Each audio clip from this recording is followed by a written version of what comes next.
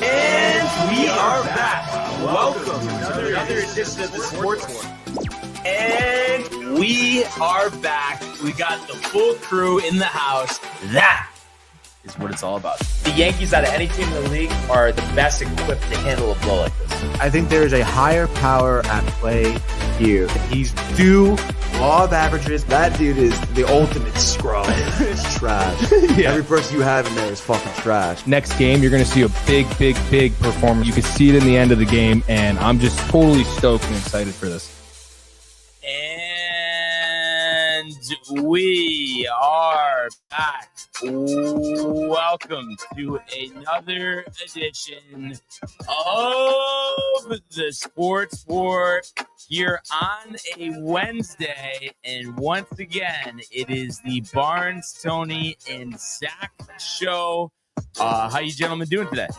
Doing great today, man. I mean, it's freaking Wednesday, hump day. You know, get over it for sure. 2 for Wednesday. 2 for Wednesday. It is a 2 for Wednesday, dude. Gaming Corner later on. Hyped for that, dude. 7 p.m. Stoked, obviously. Mets are on a roll here. Got a lot to talk about. And I guess the draft is around the corner, too. So, hey, yeah, let's go. Draft tomorrow. Yeah. What's going on, Zach? Nothing much. Just enjoying the Mets run here. Also very excited for the draft. Excited to see who the Saints take. So, yeah. Oh yeah, dude. What's the latest you're hearing about the Saints for their draft selection? So I really wasn't aware of this, but a lot of quarterbacks have been in talks because I guess Derek Carr is in bad shape. Yeah, his shoulder is fucked, I guess, right? Yeah, which is wild. Yeah, I didn't know that it was that bad because I started to see quarterback odds rise for us, for guys that we could take like Dart and Shador. And I was like, why? Like, that doesn't make any sense, but obviously now it does. But I'm interested to see who we take. I hope we draft a quarterback. I feel like that'd be pretty exciting for us, honestly. Nice change. But. Yeah. Because, I mean, you think Rattler just isn't going to be the guy? I don't think so. I mean, I don't think he got a fair shake last year because our offensive line was horrible. So he was running for his life when we really lost the majority of our starters. But I don't know. I don't think that he's like not going to win us a Super Bowl. You know what I mean? Like, realistically. Definitely not. And it seems like you never know, smoke screens, this and that. But that now the Saints are drafting. Is it what is it 11? Ninth. Okay, but it's funny. You hear things like, oh, Shador could really fall, but I've always thought like he'll be gone before then. Obviously unless they move up. So it seems like Dart would be the guy. I mean, how do you feel about him? I really like. I would love to get Shador, but I don't think that's going to happen either. I don't see him dropping that far. I really like Dart. I caught a couple of his games the last few years, and I really like his play style, and I feel like it's really suited for the NFL.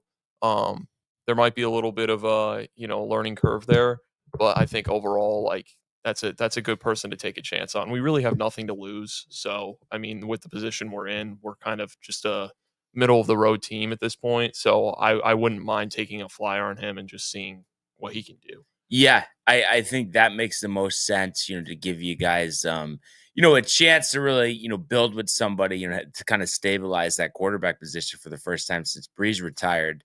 And, I've been saying all along, and I think Tony agrees anyway. I know we haven't talked about this too much, but just that, I mean, for me, it's a no-brainer. The Jets should take Tyler Warren. They haven't had a tight end in 30 years. And I just think that would also help Justin Fields, because a lot of question about him, like kind of down the field throws. I'm sure I'll have some, rapport with Garrett Wilson, but if you could have that safety valve and Warren and then have that position solidified for the first time in forever for at least 10 years, I mean, I just think it's a no-brainer. Yeah, I agree. I think if anybody who can take him, if he falls to them, they should jump on immediately. We're one of those teams too. We've had a void at tight end forever. So we've had the interchanging tight ends really since Jimmy Graham, since his peak. So we were also kind of favored to take him as well because we're kind of in the same boat as you guys. So I would definitely, if he goes to you guys and you guys have the chance, I would jump on it. I think it'd be great. Yeah, dude. I'm sure. I know for a fact Jay Libertelli would definitely agree. Oh yeah, because we botched it with Bowers, dude. Jay was all over that, dude. Yeah, dude.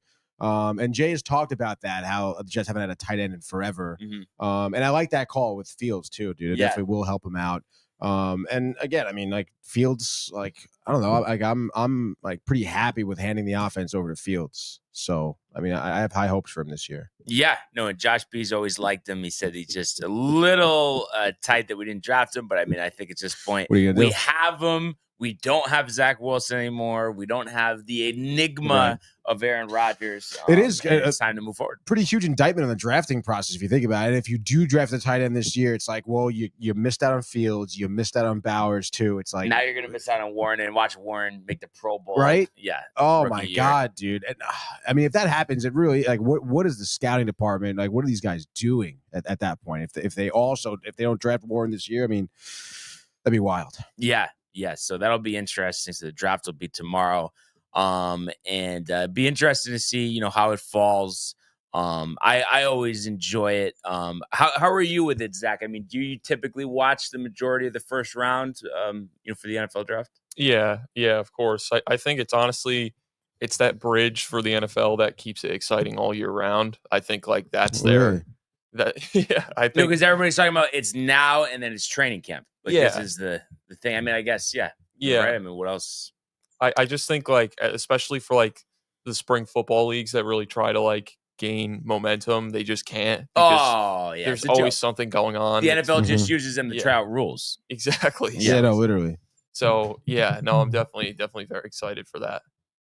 So, I mean, maybe when the Jets are on the clock, Tony. Or no, I mean, listen, I'll be tuning in, I guess, dude. And I mean, I know the Dan Patrick show is there, so that's cool. I know Thorne's working the draft, so that's kind of cool. But it's like, what was it 2 years ago when they had like Chris Angel there, and he was like, or was that maybe? I'm pretty sure it was. Was it in? I forget where it was. But they had like whatever acts they had playing. It's like, dude, I'm just not like they really drag it on. I feel like they just drag it on too much, dude. Like, yeah. I mean, the thing is, you could watch from Twitter and that's what I mean. Not like, really miss anything out. But I always did like it. Mel Kiper. It's one of those things. If for whatever reason you're busy, can't watch it. I mean, you'll be okay.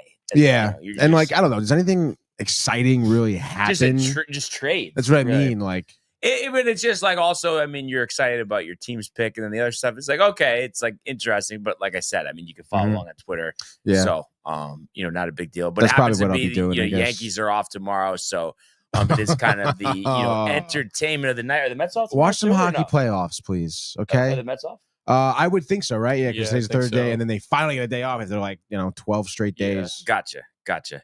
And we are going to talk hockey about playoffs. the. I mean, sorry, you're really forcing that.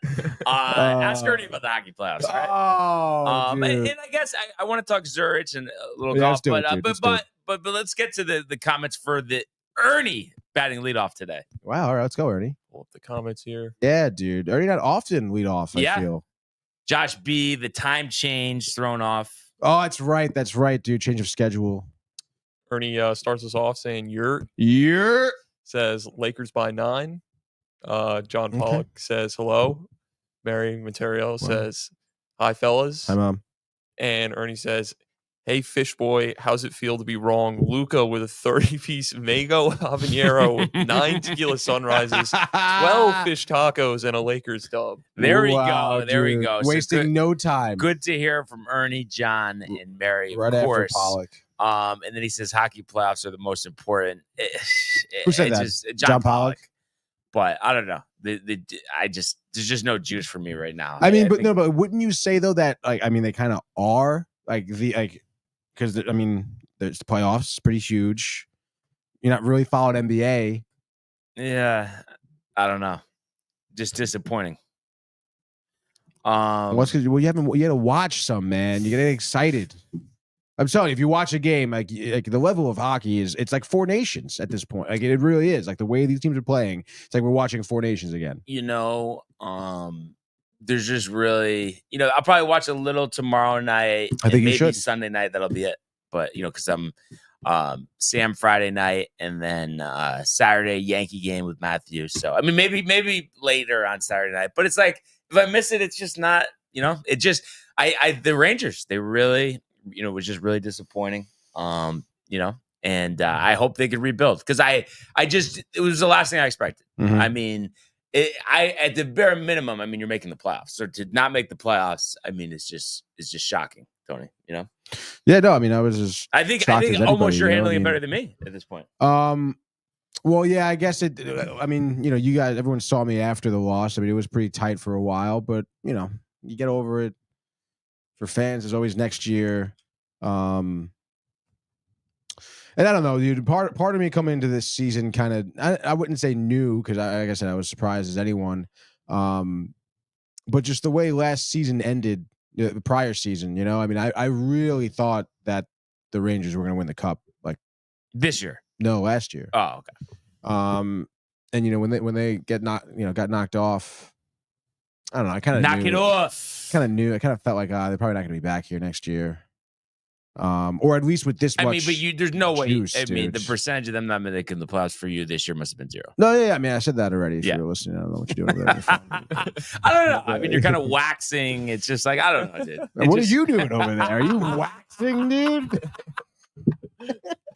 All right. Well, whatever. We'll talk about it later. Lou Lamoriello let go. Yeah, dude. I mean, this is, but that's what's to be excited about. if you're an Islanders fan. No, excited for these changes to come for the Rangers. But though, let's do it now. You know what I mean? Let's right. I mean, let's get the best head coach and. Well, again, if you're going for Knobloch, you may be waiting a little bit. That's not going to happen now. Obviously, if it does at all, I would imagine. Is that your number one choice? No. Number one choice, I don't know. I know we were talking about getting a younger coach that really hasn't maybe coached in the NHL before. Sullivan, I read up as maybe the Rangers' prime choice, but I don't think he's leaving the Penguins. I really don't, and I really don't think. I guess it would have to be coach NHL history. But I mean, I believe that the coach of Minnesota's team, not the Wild, the college, Minnesota College, is looking for a job. Okay. And I believe they won. They knocked off Boston, didn't they? Bob Motzko. Yes, that's the guy, dude. So I don't know. I think it could be good. Obviously, someone who's used to dealing with youthful talent, scouting 64. talent as well. Damn, is he that old? Yeah, and they lost in the semis this year. Who they lose to? Let's see. Who won? Maine? Fargo Regionals. Let's see. Ice tournament, Minnesota. Huh. Okay, they lost to actually UMass. Oh, UMass. Okay. Yeah, as that a makes 2 sense, seed, dude. So I don't know. I think that's the well you should be dipping into. Again, I mean, something that the Rangers couldn't do is develop talent. You would imagine younger coach, or not younger coach, but college coach dealing with younger players. Also, I mean, I know these big coaches have scouting departments and whatnot, but he has a heavy hand in that scouting, So, but it would be nice also to get someone younger and then they could be there for a while. Because when was the last time someone was a 10-year coach, a 12-year coach? You're absolutely right, dude. I know it's tough. Knobloch would be cool, but I don't know. I mean, I don't know. I mean, again, if you're going to offer him that much where he's going to leave Edmonton, it's going to have to be a lot, I guess. Yeah, but do it. You know what I mean? Yeah, I mean, definitely take a shot. I mean, it's a little embarrassing that he was kind of in your building and Laviolette. That was. And now you're crawling back to Knobloch. It's all right. He's going to have all the leverage in the world. Crawling back to Fields. Sometimes crawling back to sometimes Fields. It doesn't. Yeah, right? yeah. Well, I mean, you never really had Fields. But you did because you could have just. drafted him. Yeah. So be interesting. We'll probably sprinkle that in at the end. And John also says hockey playoffs are the most important. I'm with Tony on this one, fellas. Thank you, John. And like I said, we were going to talk Zurich. Zach, have you been out in the course? It has been a couple weeks. I was out there right at the start, right when Tactical Knolls opened. Yeah. Oh, I just played there yesterday, actually. Oh, yeah? What did you play? Did you play the Glen? Or the Knolls, yeah. The Glen, nice. Growing up, actually, me and my dad were one of the first people to play that course when it first opened, the Glen. Oh, we actually got interviewed. It's still probably on the internet. Are you the serious? article. Yeah. So we used to, and with my friends, because they wouldn't let you, drive the cart. So we always used to play that. But we always play the Knolls. What did you play? I was playing the Glen because we just got in when we want to do a quick round. Right. But once it's truly summer, really nice day, I'll play 18 with my friends for sure. I'll get out there. Yeah. No. I'm just, I always feel like I have to get 18 unless it's literally there's just no time. But yesterday was literally the perfect day. I know. Felt like midsummer. We had a 12 o'clock tee time.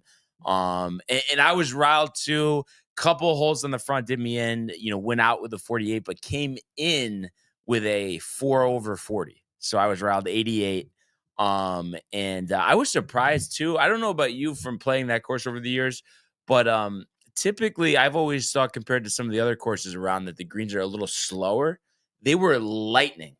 Yeah, they've been fast this year for some reason. It's funny. Yeah. I have a few friends who work there, so. And they were saying the same thing? Yeah. So I could be asking them what they're doing too. Yeah. What they're doing with the greens. So there was a little adjustment on that. But that is one of my favorite courses, I think, in the state, honestly. I think it's awesome. And it's like kind of like that in between where it's not hard, but it's not like completely easy either. And then it's just always in good shape. I know now they're doing some maintenance, but I'm sure they'll wrap that up in the next month or two. Some new pads for the carts. They had some little stuff under construction yesterday. A couple tee boxes were moved up as well, but they always are on top of it. Yeah. Like I said, I have a few friends who work there. They got to get up at 4 a.m. to be there and stuff. So they're working all summer, but yeah. I think once they get all that out of the way, to start, it'll be full swing there. Yeah. Yeah. You haven't played there, have you? Never. Yeah, no, you would. I mean, Yeah, wow. love it. Yeah, definitely. Yeah, dude, I've been itching to get back out there on the course for sure, because dude. you just had that one round or no? I Or guess 2 so. rounds? I want to say it was 2 rounds. Like an 18 and a 9? Yeah, 18 and a 9. Yeah. And did Fairchild both of them? Yeah, Fairchild, both of them, dude. I like Fairchild. It's close to home. It's cheap. Yeah. I would say for me, Fairchild is like Matthew going to the Sitting Duck. I guess that's a good comparison. Gabriel going to the Sitting Duck. Yeah. Does he do that? No, that's like his compare. Yeah. Yes, yeah, dude. He would not be at the Sitting Duck. Nor would Brian. Or Chili's with Michael Butka. Oh my God, the Chili's call. I don't see the big deal. Every once in a while, you go to Chili's, you get that shitty burger. It's just. But I'd that's rather what get it at Dutch's, though. You know what I mean? Yeah, That's fair. I guess so. But Duchess is cheaper, honestly cheaper. It is cheaper. It's a better burger in my opinion. Duchess is different. Yeah. I'm just saying, if you want that, sometimes I do want to go to the Horseshoe and get a hamburger that just tastes like meat and nothing else. I do want to go to Applebee's. I just feel like I'm okay with those places for drinks, but it's just I'd rather, you know what I mean? I'd rather make it myself rather than eat it there. You're not gonna do that though. I would if I had a grill.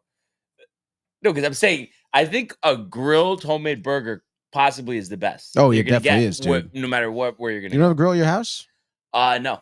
But I honestly, right though, don't you think it's with a Portuguese roll, dude? Literally, exactly like that on the Portuguese roll. Yeah. Honestly, the white American. Oh yeah, dude, white American. One time my parents and I made hamburgers with smoked Gouda cheese. You ever smoked Gouda? Yes. No. I would always get from Lenny's the breakfast sandwich with smoked Gouda. Smoked Gouda is so good, dude. It's creamy and it's smoked. But smoked mozzarella is great too. Oh yeah, I'm gonna get that next time. Yeah, the cheeses are amazing. Mm-hmm. But a couple more comments here before we get to the Zurich. I believe Jaybird. Yeah. Oh, Jaybird, dude. Let me get those real fast. Yeah, dude. Always nice to hear from Jaybird. Jaybird says, "What's up, boys? Big Mets W yesterday. That's right. Should be an interesting one today. Got out on the golf course on Monday. Excited for summer." Wow, dude. There we go. Let's go. Jay. What would you shoot, Jay? Yeah, dude. Let us know. How do you like? Yeah. How many pars? How many birds? How many eagles? What do you got? How many eagles? Maybe send us a picture of the scorecard. Yeah, dude. Prove it. Hold on. John Pollock says, I don't know how to pronounce Yzerman. Steve Yzerman. Yzerman or Yzerman? Yzerman. Yeah, Yzerman. Hope Stevie Yzerman doesn't mess up the offseason like the trade deadline because I might be on the verge of wanting him fired. Wow, dude. Interesting. Yeah, I mean, you understand that because they've been kind of teetering, and he's looking to take the next step. And Yzerman, they always bring him on TNT for an injury, and he looks so pissed. That's right. Well, you don't think the fans are pissed, Steve? Yeah. I don't know. Get your head out of your ass, dude. Come on. Josh B says, "Yo, what up, fam?" Josh B. Classic Josh B. Michael Theophil chiming in here says Barnes looks down on Fairchild. What I would say is personally, unless I'm trying to play on the weekend, there's no openings anywhere else, or really whenever I'm trying to play and there's just no openings, and that's the thing. Fine. Also, if it's ever like, like the four of us with Matthew are gonna go, like I'll go. I'm just saying it just would never be. I would never like. That would never be near the top of my list to play there. But if that was the situation, let's do it. It's fair. What else do you want me to say? Yeah, no, that's it. That's it. Yeah. I mean, I definitely would rather play there than eat at Applebee's. I'll tell you that much. No, yeah, that's good. I mean, it'd be kind of weird if you get around 8 Applebee's and go to Fairchild. Like that would be weird. Like golf is just at the top of the list always anyway. So that kind of takes precedent, Tony. Oh man. John Pollock says Josh B. Or Ernesto or Ernie rather says, if you go to Chili's but not Applebee's, it's wild. What? Josh B says butter-bathed cast iron skillet burger. I mean, that sounds great. Yeah, dude, that is also the move. Caramelized onions, throw caramelized onions on top. That's on a legal topping, iron, dude. Yes, of course. No, I swear, caramelized onions, one of the best toppings in America, honestly. Yeah, I guess you can make that argument. I mean, they are good on anything, dude. Yeah, by exactly. themselves. Yeah, really. No, dude. really. Oh really. My god, dude, I love when you like have that extra char on them, like they've been on the pan for a while. Just, oh, dude. Yep, absolutely. Oh, all right, dude, we gotta focus. Ernie says, why does it have to be white? SMH yellow. No. I like cheddar, but yellow American is the worst cheese I've ever eaten. I don't care what anybody says. That shit is disgusting. I will play 100 rounds in a row at Fairchild before I have one bite of yellow American cheese. Let me just say that. All right, Tony? That's heavy, dude. No, I mean, you're not wrong. I do prefer the white. No, it's like not even like please, like yeah. Like sometimes randomly, like you get like a sandwich and they put it on there, you don't know. Like just send it back. Like I'm not eating that. Wow. Like, okay. I don't understand how anybody could like that. Yeah, no, I totally agree. Especially when you get that shitty like the craft singles ones, dude. Like that's like I might throw up. Like those are so weird. Yeah. Weird. Unbelievable. Disgusting. Can't do it. Fucking Ernie over there, dude. Of course. Michael says, I'm pumped to golf all summer with the boys. Let's go, Michael. Michael Theophil? We're ready. Yes. Okay. We're ready, Michael. Let's do it. Jay Bird says, I had my first birdie and a few pars. Give us a number, though, Jay. Nice to hear about the birdie and the few pars. But give us a number. He's probably hear fawned out. Yeah, I probably was. Dude. Forgot it. Forgot the number. Lost a scorecard. Didn't even keep score, probably. Ernie says, Theophil Legacy 2.0 will be legendary, sir. And Josh B says, the sausage and peppers. Josh B does it right with the sausage and peppers. Let me tell you. I know firsthand. Great meal prep. Ernie says, grilled cheese with no yellow. Oh, my God. I guess Ernie is all about the yellow, I guess, dude. The elementary school's cafeteria, Ernie. Okay. I mean, you gotta like if you're doing grilled cheese at home, you better be using multiple cheeses. You know, like you want like white American, you want the smoked Gouda on top, maybe a little Swiss as well. Yeah, make it with smoked Gouda or Munster. How about Munster? Munster cheese is so good too. Right? Yeah. Oh my god. But anyway, and baby Swiss. Baby Swiss is good. Baby Swiss. Little pepper jack maybe. Oh. But we got the Zurich Classic of New Orleans beginning tomorrow. This tournament has been around actually since 1938, but since 2017 has become a team event. And the format is alternate shot in the first round and third round and better ball for the second and fourth round. So a little different than what we're used to. And then the cut line is 33 teams, 66 golfers plus ties. The winners earn 400 FedEx Cup points and 2-year exemptions, but will not receive Masters invitations, and no world ranking points are awarded for the event. Just to kind of give you an idea, what we've seen, since this went to a team event, going back to 2017, you had Jonas Blix and Cam Smith, 27 under. Billy Horschel and Scott Piercy had 22 under. Ryan Palmer, John Rahm, 26 under. No tournament in 20. Leishman and Cam Smith, 20 under in 2021. Patrick Cantley, Xander Schauffele, 29 under in 22. Davis, Riley, Nick Hardy, the course record for the team event, 30 under par in 23. And then last year, the Irishman, Shane Lowry, Rory McIlroy, 25 under par. They will look to defend their title this year. Has it been done before since the pairing, since the group? No, it has not been done. And looking at, who else, is in the field in terms of the pairs, you have Colin Morikawa and Kurt Kitayama. You have Sepp Straka and Bryce Garnett, Wyndham Clark and Taylor Moore, Robert McIntyre, Thomas Dietrich, Billy Horschel, Tom Hoagie, Ashke Bahatia and Carson Young, Aaron Rye and Sahith Theegala, and then Nick Taylor and Adam Hadwin, the Canadians, and also Andrew Novak and Ben Griffin. Obviously, Novak losing in that playoff to Justin Thomas last week. So not a loaded field, but definitely, some quality golfers here. And it's just going to be interesting because usually, I would never, go with a back-to-back, especially, somebody like Rory, who the last tournament he played, he won, obviously, the Masters. But I feel like they have a pretty good shot. I don't know if I'll pick them to win, but right. It seems I could really see them doing this again, Lowry and McIlroy. Yeah. We know, McIlroy's been playing his best golf. He's been playing, arguably most of his career right now. And Shane Lowry is someone who's been hanging around, I feel like, every tournament as well. He's always in contention. And I don't know, they have a great rapport, those two guys too. Especially watching them on Full Swing, the new season. They really do enjoy each other's company. They hang out a lot. They golf well and often together. So it is tough to go against the reigning champions here, dude. Yeah. But is that your pick, or are you going somewhere else? No, I don't know, man. And maybe that's a fault of my own here. I try to avoid, I guess, picking the favorites, even though I would. But I'm going to go with a pairing that I guess is a little bit close to my heart. Thomas Dietrich and Bob McIntyre. There we go. We have the Scotsman and the Belgian, I believe. Dietrich, solid year, I guess. He won Phoenix earlier this year. Other than that, I think a couple top 10 places, but nothing crazy. Same thing with McIntyre. He tied 6th actually at Phoenix. 9th at the Players, I believe, was cut from the Masters, but again, has shown some good golf this year.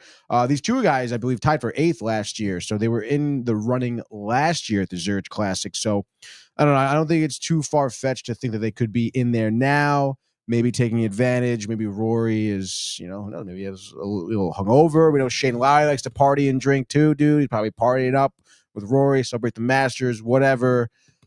Dietrich and Bob come in here, take advantage. They win, I don't know, maybe 27 under, let's say. Okay. And then for a sleeper, I don't know, dude. Kind of tough here. I guess I'm down in the bowels here on this thing. It's interesting, dude. I was looking for Corey Connors. I guess he's not playing.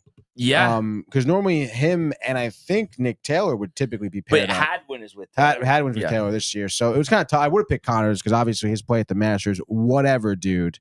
But I think I'm going to pick the pair of Chris Gotterup and Quade Cummins, I think. Two young guys up on the tour. I think it's Gotterup who has one PGA Tour victory. Cummins has got nothing. But young players, pretty good. Maybe they can capture lightning in the bottle in this team event. So I say if they do it, they'll win at 25 under. I say 25 under. There we go. Bang. What do you have, Brian? All right, so I'm gonna go with Colin Morikawa. Okay.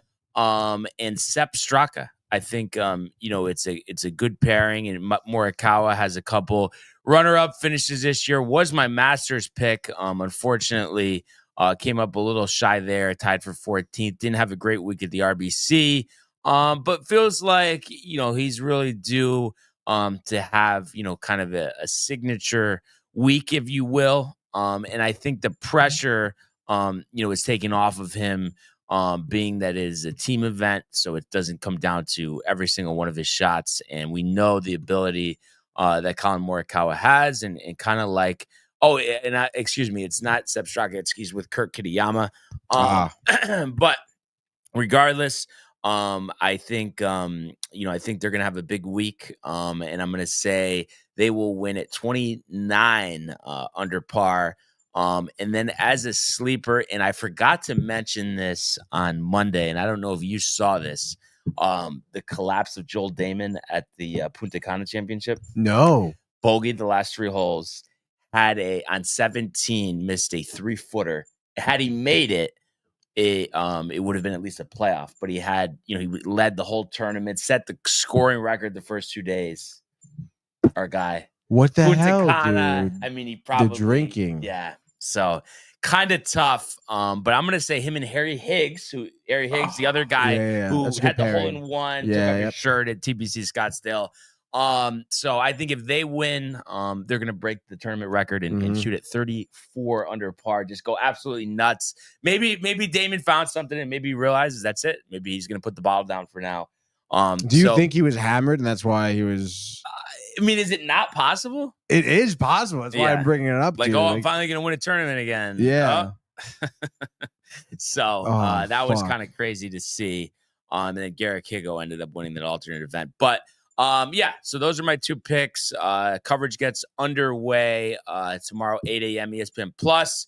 Golf Channel will take over at 3 o'clock. So, like I said, a different type of event. So it should be interesting. I think because you don't have a loaded field, being that's a team event, it kind of makes it interesting. So we'll see what happens there. And before we move along here, we did have a few comments, something about a golf outing, which I know we're all excited about. I think it started with the Ernesto from Michael. Yes, Michael says, Ernesto says we need a DTV TCA grill outing at the Knowlton. Oh, that's definitely doable. 1,000%. And yes, it could be Fairchild, Tony. I'm not gonna fight it. Okay. I mean, it doesn't have to be. I'm saying it could. I know the proximity. And they're pretty lax with their rules. What do you think Kevin Dew is gonna drive the cart into the lake? Who knows, man? Absolutely. No, I've been off since 4. I haven't been drinking. No, he's gonna fall asleep on the green, dude.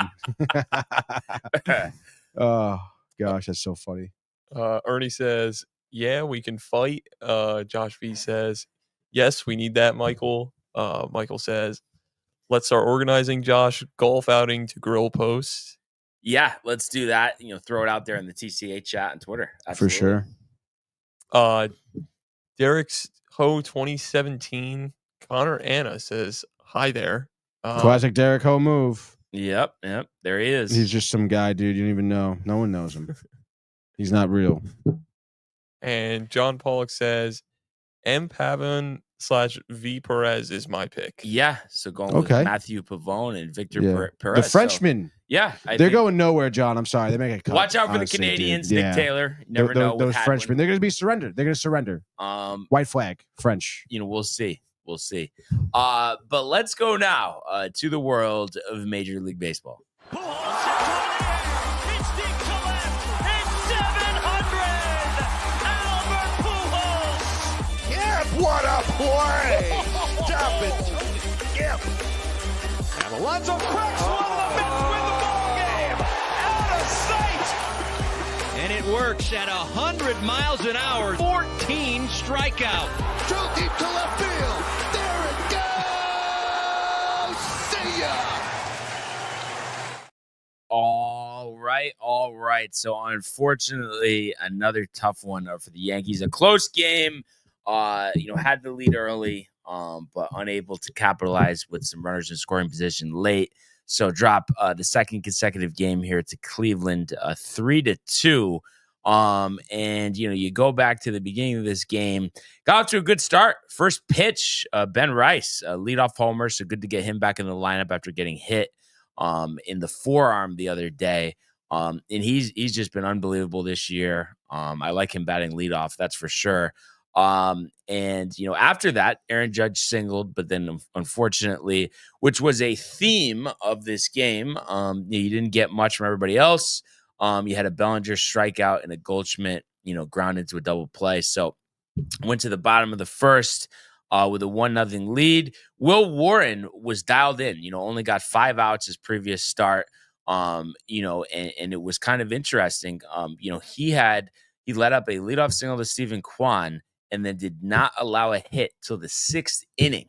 So he was absolutely dialed in. Wild. The Yankees offensively, though, second inning, nothing other than a Volpe walk.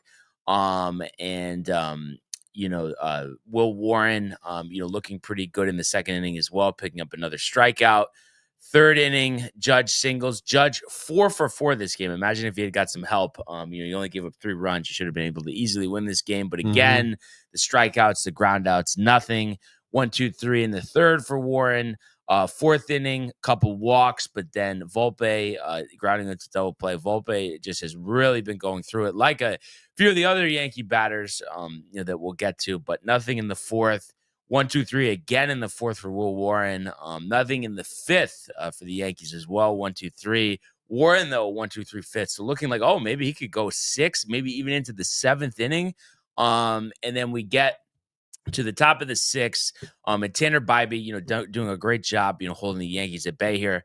Aaron Judge, leadoff double. Cody Bellinger, unable to move him over on a ground out, but then Paul Goldschmidt reaches on an infield single. You get a Jazz sac fly, 2-0 Yankees, and then on to the 6th inning. And this is where the game turned.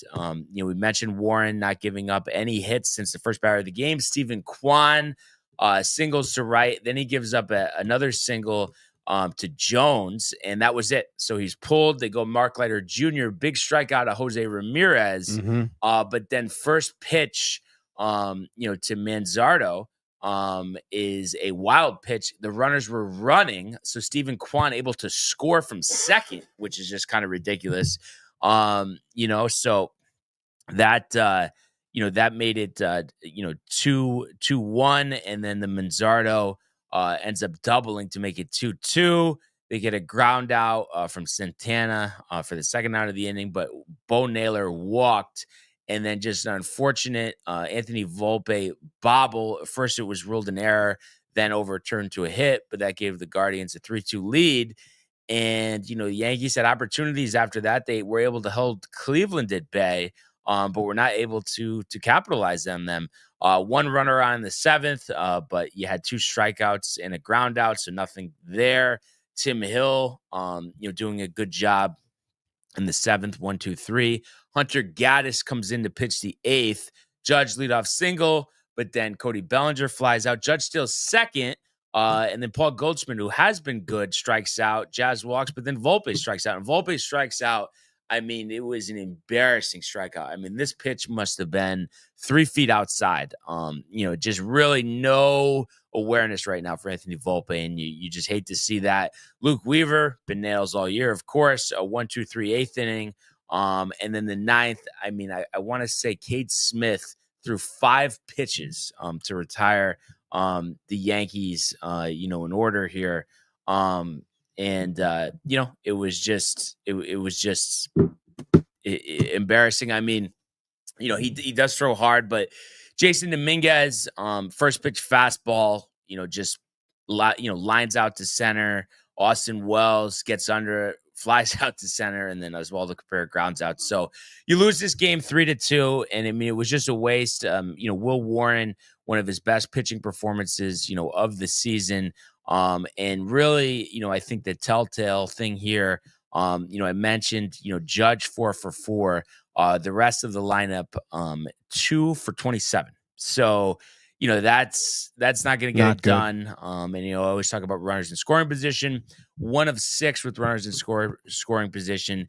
And, you look at the bigger problem. I mean, we know obviously Judge has been dialed in. He's leading the majors with a 4.11 batting average, but Paul Goldschmidt also second in the majors, 371. He's been good. Talked about Ben Rice. He had the leadoff home run. But unfortunately, everybody else, just really, it feels like, okay, Oswaldo Cabrera, good enough, hitting 281.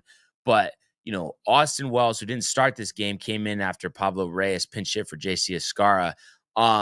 But, Austin Wells, Volpe, Bellinger, Chisholm, just completely lost at the plate. So many pop outs, strikeouts, ground outs. And I know, they're going to turn it around. They definitely are. But it's just frustrating because this is a game where you really didn't need to do that much. To score 4 runs in the major leagues, you're not asking for a lot. You have a guy like Will Warren who only gave you 5 outs last time. He pitches great. I mean, had left the game without allowing any runs. And, I think Mark Leiter Jr. ran into some bad luck, so you can't really hammer him. But the offense has got to pick him up. And everything can't come from Judge. And obviously Grisham, on paternity leave, doesn't help. Of course not. But, the other guys got to step up. I know they will step up, but you just hope that it's sooner rather than later. And a guy that you really look at is Volpe, because, this is a big year. You're excited about the postseason he had. And he just has these games where it's just like he's missing fastballs. And you were really expecting some growth this year. And it's very early, 24 games at a 162. But you just want to see the turnaround soon.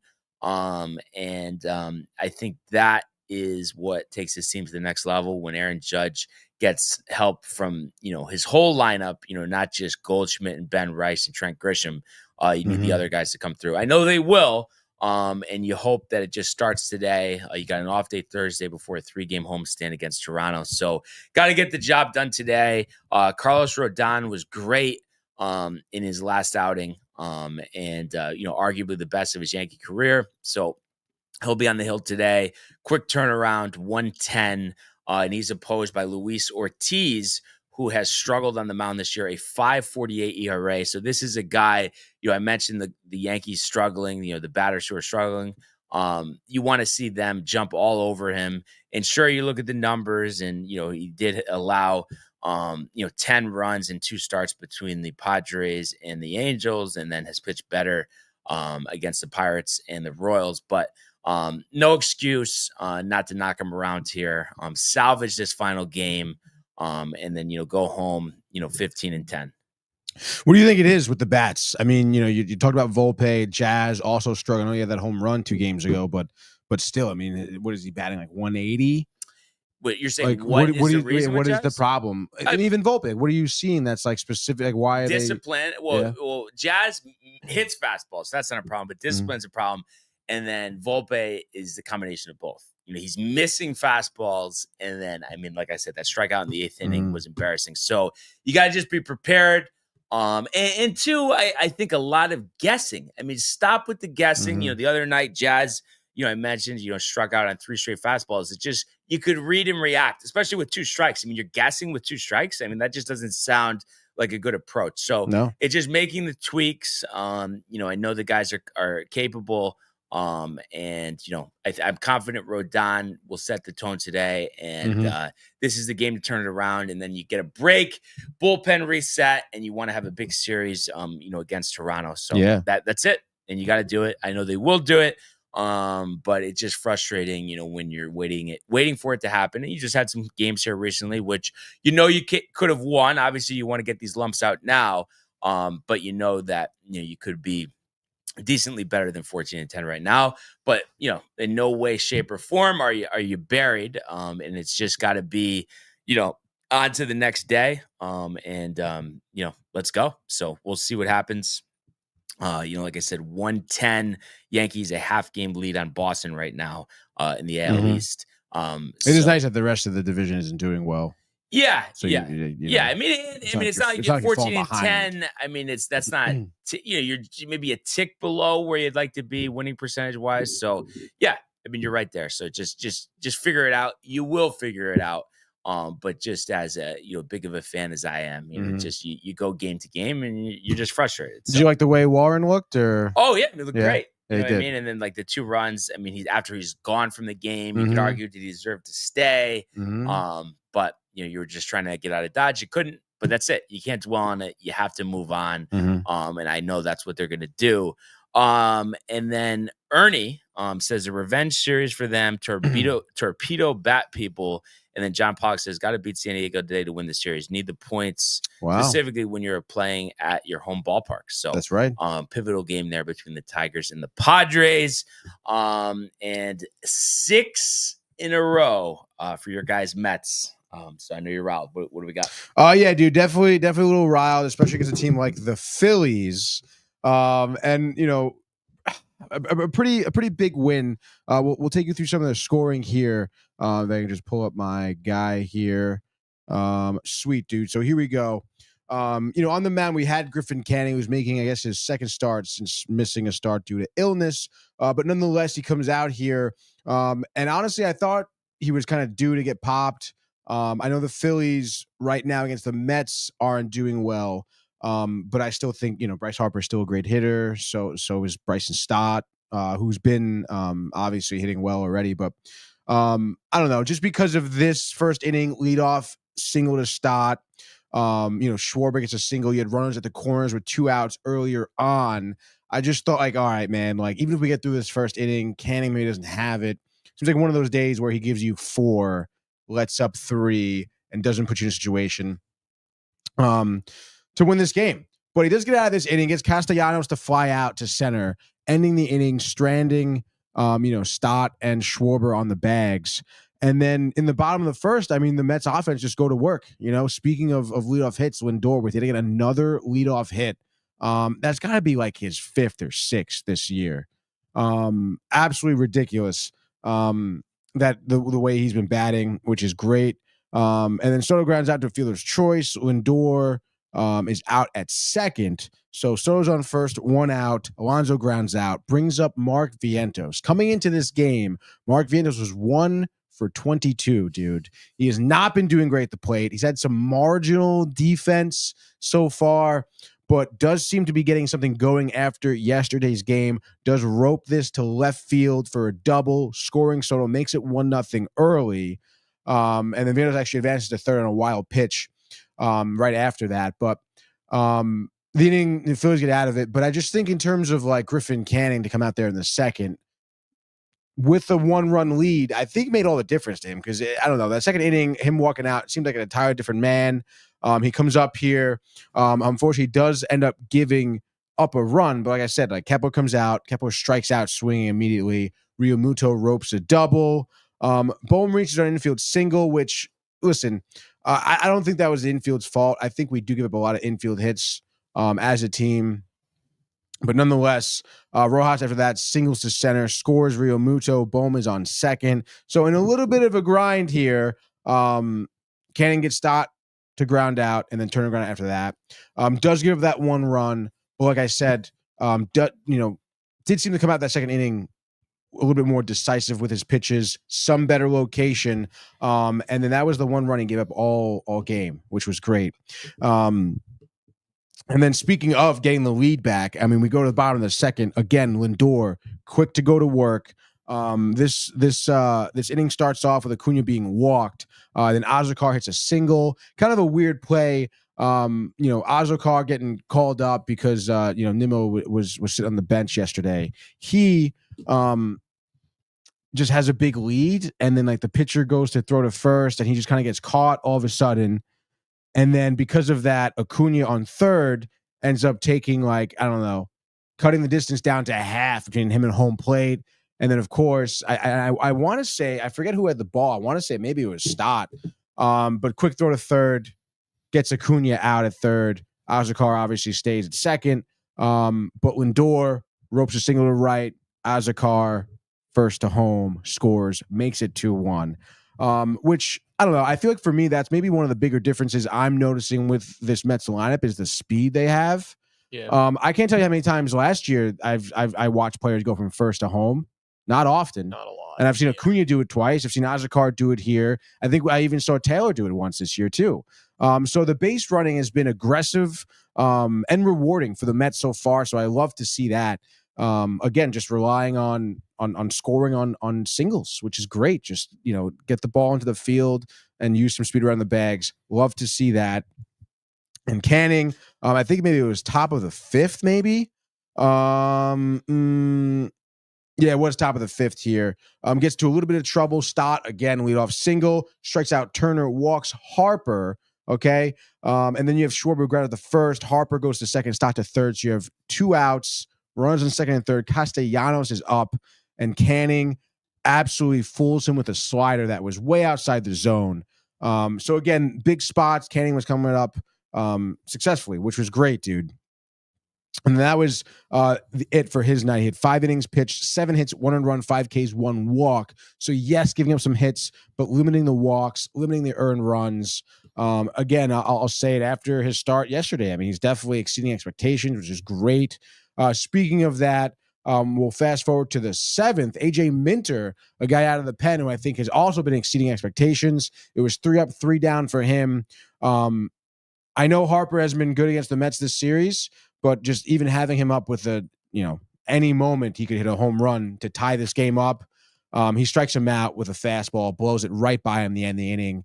That was pretty huge. You saw Minter, the excitement, even from the dugout too. Everyone was pretty riled after that. And then the 7th inning is a little bit here where the Mets are able to break this game open. Banks here is pitching for Philly. Ozakar lines out to center to start off the inning. Lindor reaches an infield single. Banks had the play. Obviously knows Lindor is fast. It was like a bloop hit right in front of him. Picks it up, sails it over the head of the first baseman. It's happening way too much over lately. Harper. Yeah, a lot. Like, a lot. And again, I mean, In a tight game, you can't have that stuff. Exactly, dude. So that obviously that error moved him to second. Soto grounds out. They pull Banks. They bring in Kerkering, if that's how you pronounce his name. Sure. I'm pretty sure it is, dude.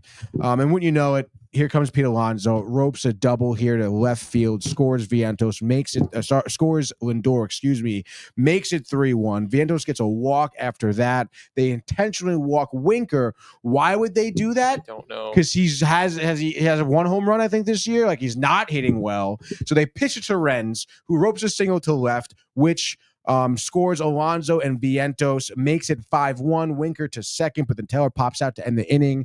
5-1, bang. Stanek in the 8th, Buteau in the 9th. Stanek seemed like he couldn't really throw a strike at first. Walk Schwarber, a little issue, but you know what, dude? Good defense behind him. Castellanos, double play, and then Realmuto flies out. That's great. Buteau comes in. I think it was 3 up, 3 down from in the 9th. So you'll have to see that. 5-1, 6 in a row here. You took 2 out of 3 from Phillies at home already, dude, which is great.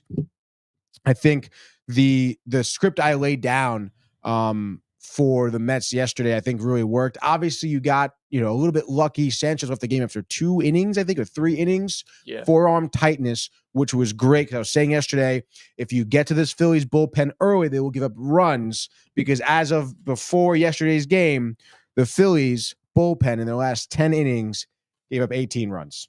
And that's exactly what happened here. I mean, obviously, the Phillies had to use a lot of bullpen guys, but they gave up 4 runs collectively over 7 innings, 6 innings, whatever it was. And that's great. Because you took advantage of a Phillies weak spot here. This was, like a lot of people said, the first test for the Mets in terms of a good team. Obviously, you're exceeding expectations here, and you return to the diamond today. 110 game, I think. You got Wheeler versus Peterson. Definitely, Wheeler's going to be really hard to get to. You would anticipate he does go 7, I guess. Again, I mean, I would say the game plan should be something similar. Try to work his pitch count. Try to get a lot of 3-2 counts. Get him out of the game early. Get to the bullpen, which at this point now for the Phillies is exhausted on top of not being good right now. So it's the same game plan. Vientos seems to be getting pretty hot. I want to say in the 5th or something, he hit a ball that was like literally just at the wall, dude. Yeah. And obviously, I think that RBI double was pretty good for him in terms of just momentum and better mentality here for Vientos at the plate. So, I like him maybe to heat up tonight, dude. Obviously, Lindor has been absolutely red hot. Taylor's been getting some good situational hittings and Alonso as well. Obviously, you look at this box score, and someone who, wasn't really showing up on the box score is Juan Soto. He had 1 walk last night, but he was 0 for 4 at the plate. He's obviously has to get going here. Better now than sooner rather than later. Like Jesus, dude.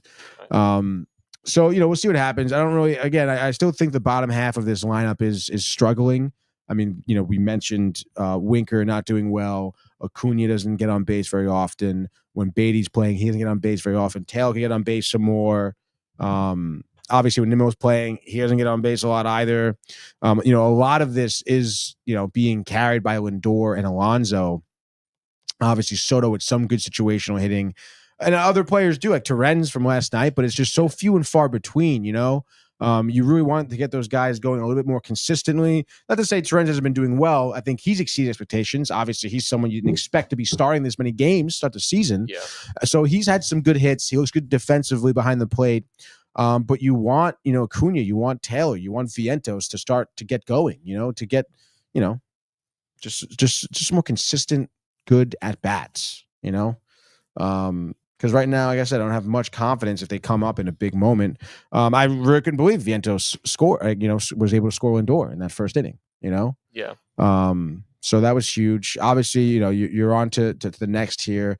Try to navigate Wheeler. Then you do have an off day to look forward to. I just want to double check that I'm right on that. Because I know then you play Washington in Washington.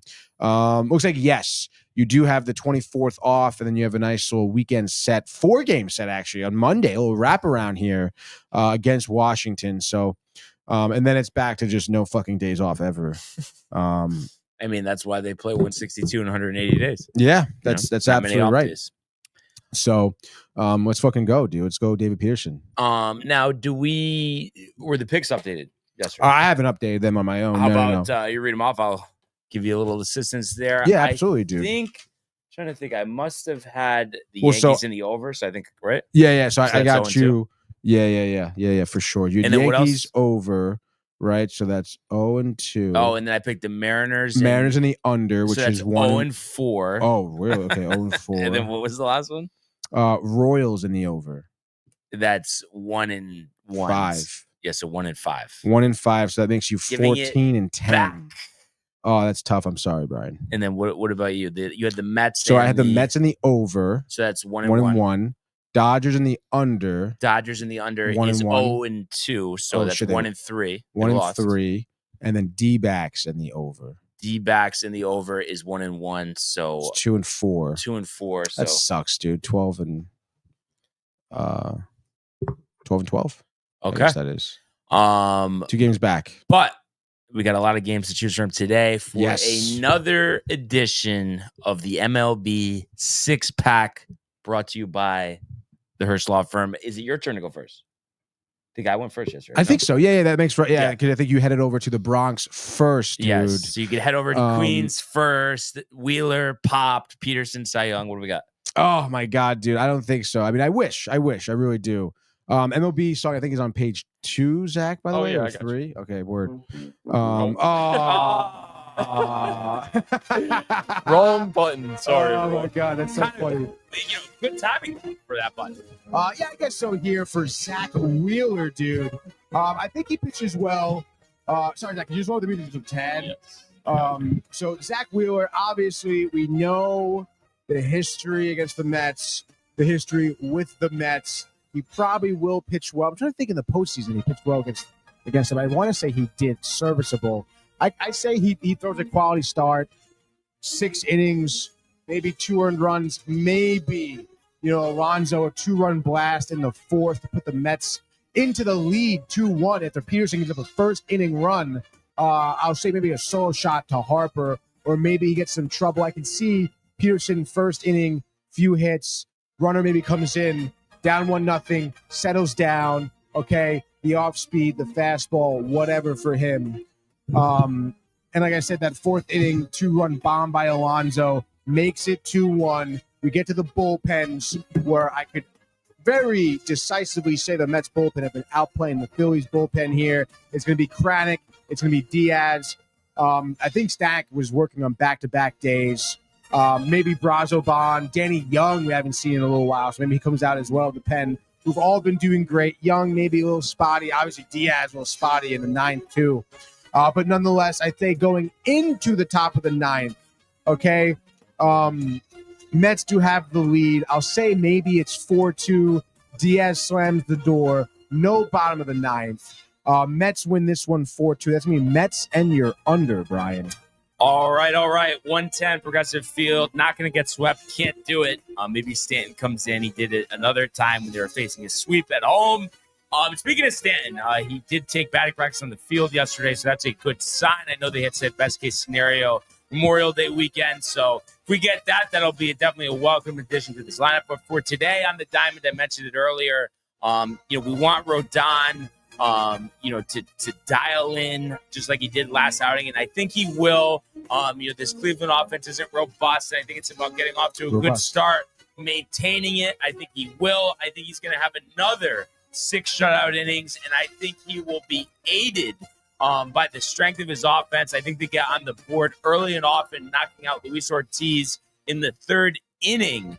And I think we're going to see, Jazz go deep, and I'm going to say Volpe and Goldschmidt as well, and Judge. Honestly, I think this is a home run derby at Progressive Field, and I think the Yankees end up winning 10-3.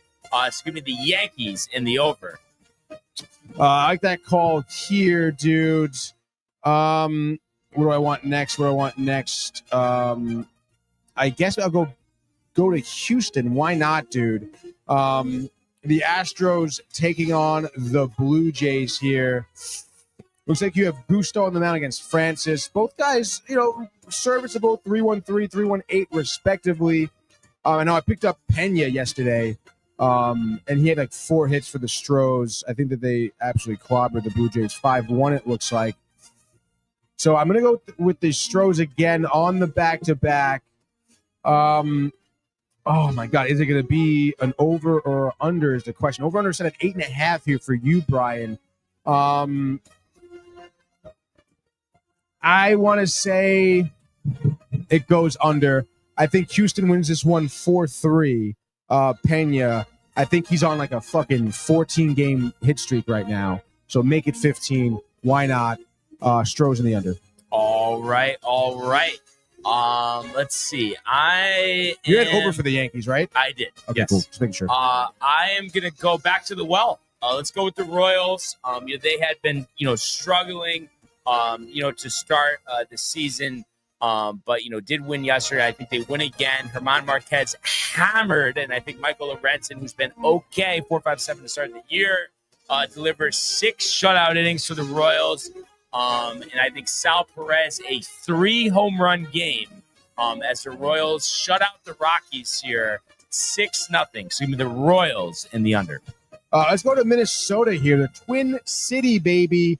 As we get Minnesota getting their 2nd game against the White Sox here, we have a familiar face in David Festa, towing the slab there for Minnesota. Just recently saw the New Jersey native pitch against the Mets. He pitched 4 1/3, no earned runs, in what was their only win actually against the Mets during the series.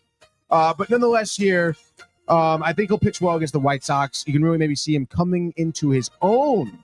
I say he gives maybe 6 scoreless. Twins win this game. I'll say 3-2.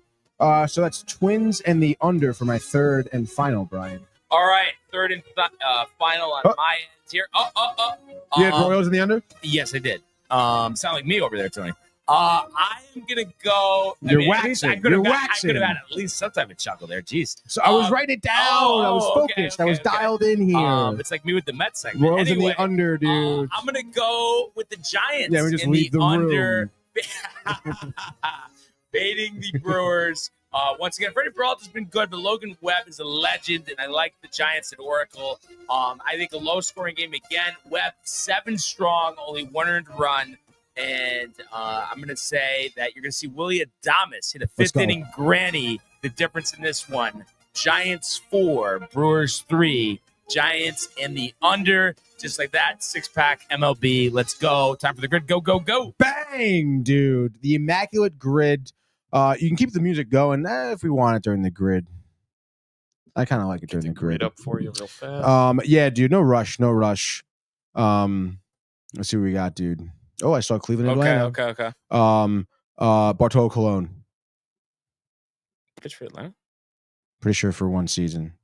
You can go Mark. Let's do it. How much like Mark DeRosa? Julio Franco. I think Julio Franco's the answer. I mean, they're all answers. I think, but that is the answer. You think it's the answer? Like or the lowest Mark percentage? Mark DeRosa definitely Cleveland? Yeah. Yeah, go Mark DeRosa. Mark DeRosa definitely Cleveland. Top left deck. Top left. I'm pretty sure he played for Toronto, too. Yeah, but let's not risk it. No. Let's not risk it. I mean, Toronto, you could go. There we go. 0.6. There we go, baby. D-Row. Toronto, Jose Batista. Toronto, Jose Bautista with who? Atlanta. Played for Atlanta? Yeah. Definitely. All right. Let's go. I mean, who else do you? Melky Cabrera, did he play for Atlanta? Yeah. Did he play for Toronto? I think so. I mean, I think those are two guys. Where BAU. Yeah, do Batista. No, go ahead. Let's put Tony on the clock here. Doubting me here. Yeah. I could probably give you someone 6%. For WAR too. Wow. All right. So would you want it to go red? How about Mark Teixeira, 40 career WAR? Yeah, I'd say it's good. Yeah. For the Braves. For the Braves, yeah. Mark Teixeira. I was going to say Josh Donaldson, dude. How about that? 1%. There we go, baby. That's a good one. Do we do 40 career WAR for the Rangers, Rafael Palmeiro? Yeah, I think that's the Rangers is where my knowledge is going to dip a little bit. 200 career wins is going to be kind of tough, too. 7%. And then the 200 career pitching wins. Do we do Cy Young for the bottom right? Yeah. With the 40 career WAR? Yeah. Oh, yeah. You think that'd be too much? No. Cy Young, I mean, would pitch like 12 inning complete games. 6%. There we go. That's a good one. Good Cy, dude. Let's see. The Rangers and the Blue Jays. Marcus Semien. Isaiah Kiner-Falefa. IKF. Yeah. Yeah. Used him yesterday, too. Yeah. Use him again. Dude. There we go. How about that? 3%. There we go. The Blue Jays with the 200 wins. Do we go the Rocket? Oh, I guess so, right? Yeah. I don't know what. Yeah, go Roger. Right? Oh. Was that ROG. Yeah, yeah. Oh, okay. How much? A lot? A lot. Juan Gonzalez, Cleveland, Texas. U. There we go. 9%. Okay. And then the 200 career wins. Is this a Smokey Joe situation? We'll see if we have any comments, by the way. Gaylord Perry. Did Perry pitch for Phil Negro? Oh, actually, that may be Rangers, Cleveland, Kenny Lofton. Too late. Kenny Lofton. Yeah. We'll get to the cons after this. I just wanted to see if Ernie had any contributing things here. Phil? Good old Phil. CC? 80%.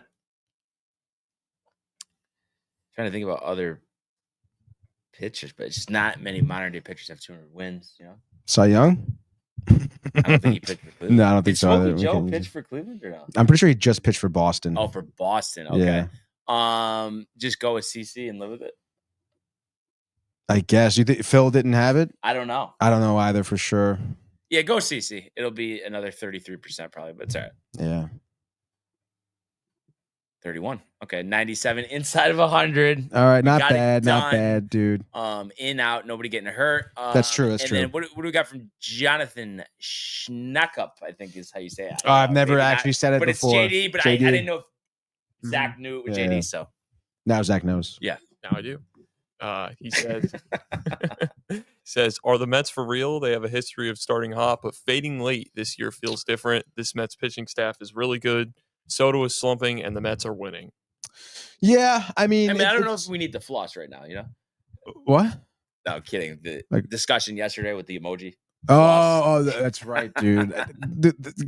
the floss, dude. I can't. The flan. The flan, definitely, dude. Are the Mets for real? Listen, I mean, JD said it. You know, we've seen the Mets absolutely crumble and implode within themselves constantly. So I don't. But I mean, yeah, dude. I mean, this year does feel a little bit different, coming off of the year we had last year or the year they had last season, and not for nothing. Like, I don't know, dude. I mean, I feel like the Mets don't get off this hot. Like, I don't know. I don't remember the last time they were this good. Like, I had this much confidence that the rotation looked this good, that their lineup looked this good with all, like, with what? We have 4 guys injured, like 4 starters injured, you know? So I don't know. I think there's a lot to be looking forward to. And even so, you would, you know, there's seasons where the Mets do start off good. They would fucking crumble. And I feel like their first good series against a team like the Phillies or the Braves, you know? And they haven't done that. All right. They've been, you know, you play the A's, you play the Twins, whatever. They're getting the games, they're getting the wins, they're getting the job done. But yeah, and those teams were competing too. I mean, I know they're not Yeah. great, but I mean, day to day, we're playing. So. I mean, A's have some young talent. Twins are a team that could make the playoffs. Like, I mean, they have talent as well, and we versed the top of their rotation. And the Phillies here. I mean, I know this is the team we knocked out of the playoffs last year, but they're always a powerhouse. They're always one of the teams to beat in the NL East. And I mean, I don't know. Again, just the fact that we're on top of the NL East, I think we have a 5-game lead on the Phillies. I believe so. Who are in second. We were fortunate enough for the Braves to get off to a slow start. Yeah. Obviously, the Nationals are the Nationals here.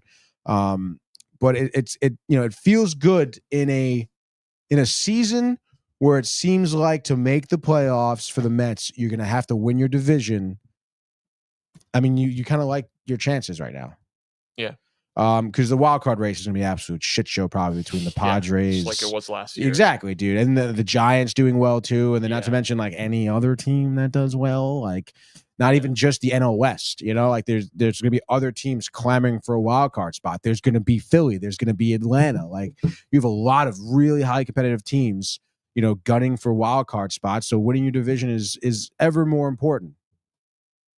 So yes, JD, I think they're for real. There we go.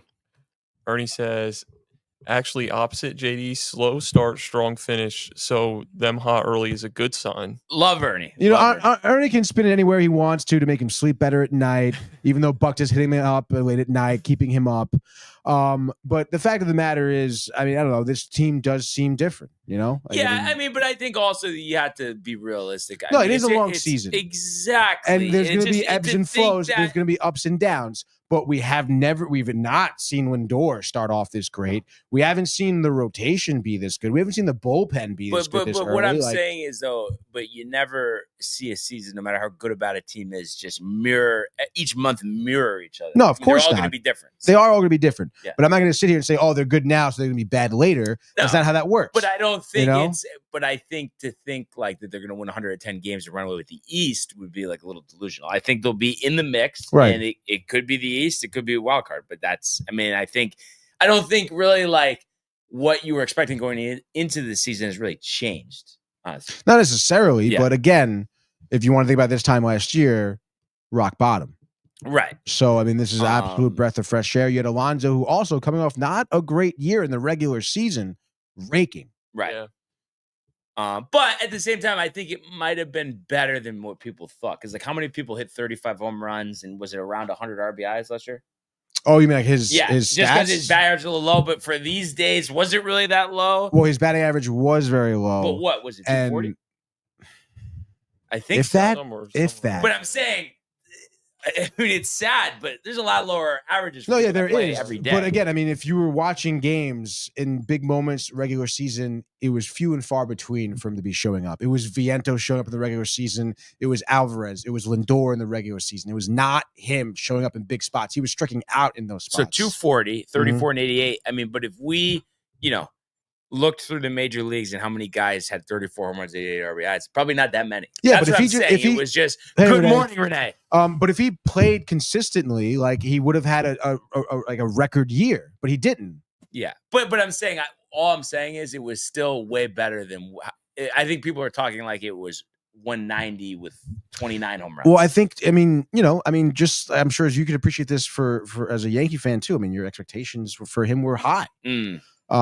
Just like as you have high expectations for your team. So it's like, even though it's like, yes, like, okay, but you want more. You don't want just that. You want more from him.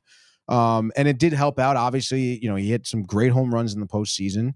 But again, I mean, like he's making up for all of that right now. I mean, he's a huge part of why we have won 17 games so far. So yeah, it'll be interesting to see, but obviously, you're happy with the start. And Michael Buck getting a little crazy. I think late night contact, the Lakers. Yes, he's riled. Why isn't Selleck reading the comments? It's like, Michael, it's not all about you, bud. Okay. And then what was Josh B besides the Lofton thing? It said something. What was it? Oh, Buckta is a vampire. Yeah. That's what Josh B said. That the wee hours of the night. During the week I can't do it. What about you, Zach? When do you typically go to bed? I used to be able to stay up super late. I'm out by the latest at 1 o'clock these days. I'm done. I mean, that's still late. That's pretty late though. I feel like I'm Grandpa Barnes over here. I'm sleeping at 10 o'clock last couple nights. I mean, I don't blame you. It's hard to stay up late. Because what time are you getting up? It depends. I mean, now things are winding down. I can't lie to you. Like, look at the clock. Right. It's 10:45. Yeah, you wake up at 10:30. You're rolling at 11. I've been sleeping a little later now. Classes are coming to an end. I got a little bit of time off. Oh man! But like when I was in the grind, I was waking up like around 9, 8, but still not bad. Mm-hmm. But before we wrap up, let's take a quick trip to the world of the National Hockey League. I mean, we don't have to if you don't want to. Well, I mean, what did I just? Speed, here he comes. McDavid shoots, top shelf, he scores! Captain with the overtime winner. That's the middle break. It's a world-class hit right here. Tomsky stepping, rink wide. Made the full split save. Are you kidding me? Turn, side of the net, between the legs, and they score! Filthy! David Pastrnak, the silver trophy to the Golden Knights. All right. So we had another 4 games. That's right. NHL last night. And really, when you look at it, I mean, I guess I had picked Tampa, but not. Well, actually, the Wild. That was actually kind of surprising. Wild. But just running down the scores: Hurricanes 3-1, take that commanding 2-0 lead, heading to New Jersey. Freddie Anderson turning back the clock last night. So they're riled there in Carolina. The Maple Leafs, maybe a little tougher than we expected, but 3-2 overtime. Domi, the hero. Tavares also had a nice game with 2 points. And then the Panthers all over the Lightning to start that series in Tampa. 6-2. Kachuk and Schmitty, each with 2 goals in that one. So Panthers looking to go back to back. And like we said, the surprise of the night, the Wild evening up that series in Las Vegas, 5-2. 5-2. Kaprizov, right? Yeah, Kaprizov with 2 goals and an assist. Also Boldy with a goal and an assist. You think that means much? Like, you think, potential trouble there, or you expect Vegas to come out soundly game 3 in Minnesota? I mean, I still expect Vegas to come out soundly, but I mean, it's always a little worrisome when you drop a game like that by 3 goals at home, and Vegas was one of those teams that had a tremendous home record during the regular season. Yes, Wild were great on the road as well. But to give up 3 goals in the first period, I mean, it just seemed like that maybe the Golden Knights thought it would be an easy win. I don't know. I hate to say that. But just the way Minnesota came out firing, I mean, it just seemed like Minnesota got hit back on their heels quite quickly. And it wasn't even that the Wild were having an exuberant amount of shots on goal. I think they had maybe 17 or 20 for the game. I think the Knights still outshot them, but it was just the Wild had some good shifts early on, and their shot selection was a little bit more selective, I guess. And the ones they did shoot, that they went in, and it's your usual guys, Boldy, Foligno, and Matt Zuccarello as well. I mean, those are your 3 big guys. Second period, Kaprizov literally picks it up right where you guys left off in the first period to score in the second period, and you up 4-0. And it's again, it took Vegas half the game to kind of get their head out of their asses. You get an unassisted goal by Noah Hannafin to start the scoring for them, but it was too little, too late. You score more in the third, pity goal, whatever. Kaprizov gets his second for the empty netter there. I mean, come on, dude. I mean, I think Vegas just overlooked it. I don't think they'll do it again, so I would say Knights still take the series. But I mean, listen, the Wild isn't a team you want to be just letting hanging around. You really can't do that in hockey in general, let alone with a team like that. I mean, it's the playoffs. Golden Knights have to come out, tighten up. Yeah. No, they're going to that. Just end the show, Brian. Just go ahead, dude. What do you got? Let's go. It's okay. I'm trying. But we got Yep. Yep. we got the Canadiens and Capitals game 2, 7 o'clock. Let's go, dude. Big games. ESPN. Have you heard anything from Gino? Is he optimistic? I feel like he's probably saying it's a gentleman's. I don't know. No, yeah, he's always negative, dude, when it Okay. comes to these things. I don't blame him too. I mean, Canadiens fan, he hasn't seen a ton of winning necessarily in his lifetime. But I'm rooting for the Canadiens. I mean, I think it is, we saw Montreal really figure it out. Bottom half of that second period, third period, last game out against the Caps, forcing the overtime. I think they scored 3 goals in the third, I think, something like that to come back. They are a gritty young team.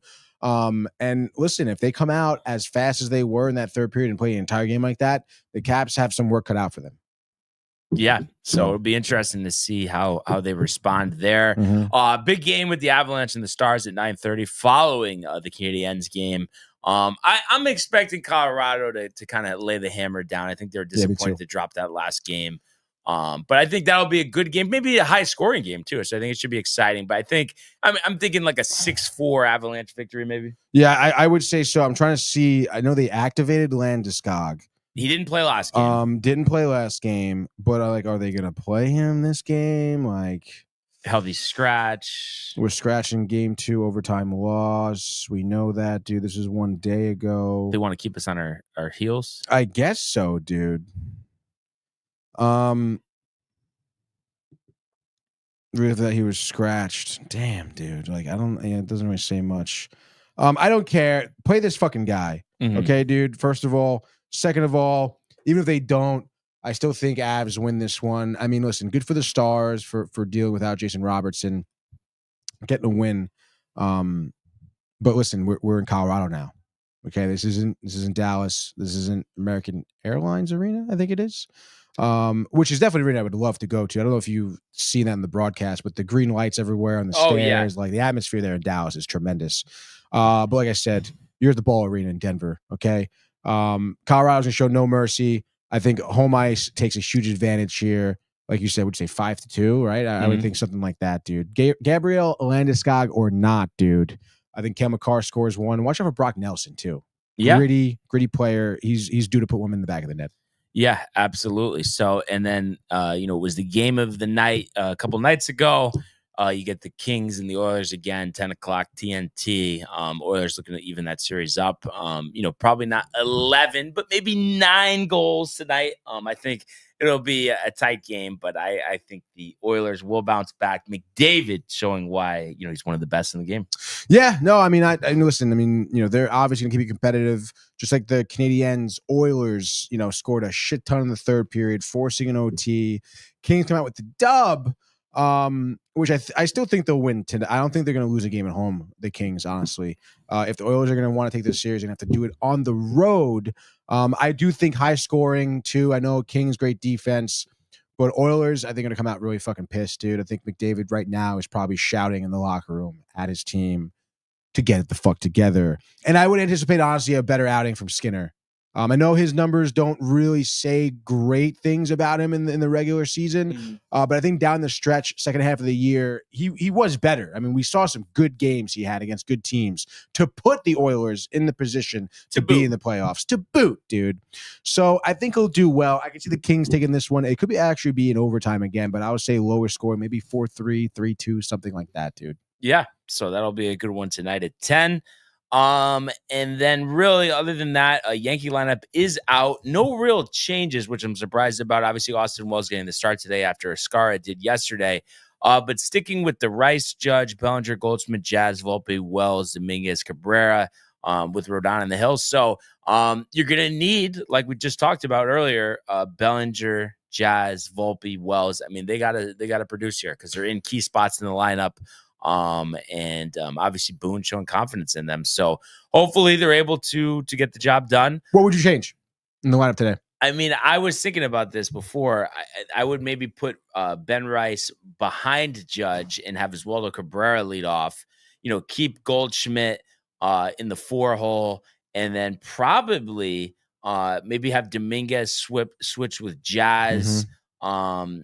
And then I guess maybe Austin Wells behind him, and then Volpe, Jazz, and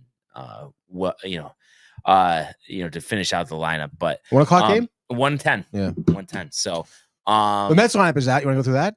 I mean, yeah. What do you got? We do actually have some changes that Mendoza makes, which honestly, I don't know if I'm really excited about necessarily, but obviously Lindor leading off, shortstop, Soto getting the start in right, Alonso, Nimmo is back in the lineup, so Azekar out, Nimmo back in, batting fourth still, which, I mean, listen, I guess your first three guys have been working, so why mess with them? Vientos getting the start at third base again, which is great. He's batting fifth, Winker at DH, Taylor in center, Beatty getting the start over Acuna at second, and then Sanger obviously getting the start behind the plate and rounding out your lineup. I don't know, man. I mean, I guess like I said, Vientos' bat is heating up, but I would fucking probably put Vientos at DH, Beatty at third, Acuna at second. Is probably what I would do, because I think Beatty's been better defensively. I want him to get going. Winker's been doing nothing, and if Vientos' bat looks like it could heat up right now, throw him at DH. Yeah. I agree. And I want to get Acuna more reps. Like he should be getting more at bats. Any concern this little configuration maybe cost him against Wheeler today? Kind of like a punt lineup, or no? Just kidding. Well, I'm not the punt lineup part, but the configuration part. I mean, yeah. I mean, that's probably one thing we've talked about too with Mendoza. He does move around the lineup a lot, and I think for younger guys, it's going to be tough to get some momentum going. So. I don't know. Again, like I said, I would probably try to keep Acuna in there. Winker is someone you probably can just plop in place. If he's good, he's good. Whatever, doesn't really matter. So I do like Beatty at third better. But again, if you want him to get better at second base, I guess you want to start him there. I mean, listen, I'm not going to say this because I want the sweep, but taking 2 out of 3 against the Phillies. Yeah, not to say that setup is set up to lose or anything. But you kind of do 6 in a row. I mean, how many times do you run off 7, 8, 9? That's right. That's right. How many times could you? And it's tough pitching matchup. I mean, Pearson's got to be on his A game because Wheeler will be.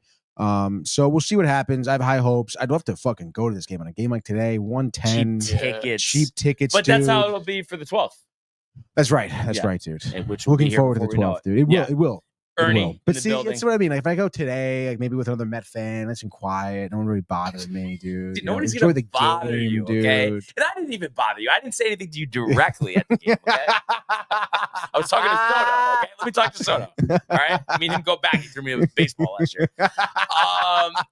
Anyway, other than that, Michael Bucket was all jacked up. The Lakers last night, they do come back to even this series at 1 apiece. Obviously, a must-win game, kind of a 1990s feel, a 94-85 victory. Luka going crazy again, 31-12-9. So they did what they needed to do. And let's see here. So they're going to get back on the hardwood on Friday. So that's a 9:30 game in Minnesota. So that'll be a big one. But what they wanted to do last night, they set out to do, they accomplished. And I'm surprised the Bucks fall to the Pacers 123-115. Doc Rivers in the playoffs, who would have thought? And then the Thunder, it wasn't by 50, but they do win by 19 over the Grizzlies. So commanding 2-0 lead. 3 games tonight. And all series where the teams are up 1-0. The Celtics look to go up 2-0 against the Magic. The Cavs Heat.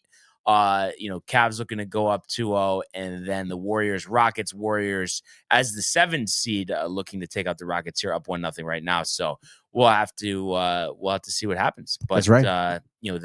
That's really where we're at. And then like we said, gaming corner later. And what's the subject matter? Indiana Jones and the Great Circle on PS5, dude. Giddy up. Basically giddy up here. Game just came out. Maybe it came out a while ago, but for the PlayStation 5, maybe like 2 weeks ago. Just bought it. Stoked to play it. Indiana Jones, big fan. So it's gonna be a great, nice action adventure game to round out your Wednesday night, dude. There we go. So you definitely want to check that one out. But we really appreciate everybody today who checked us out, and continue to comment, like, and subscribe. All of the archives in the YouTube page, Tony, Michael, Renee, and Jay in costume, the merch at DowntimeTV.com. Want everybody to enjoy the day, enjoy the games, enjoy Gaming Corner. Let's go Yankees. Let's go, Mets. And we will see you mañana. Hey guys, Tony here from Downtime TV checking in. I want to thank all our fans out there who's been liking, subscribing, sharing our content. You guys are the best. You guys are our bloodline. You make us love what we do. Thanks again.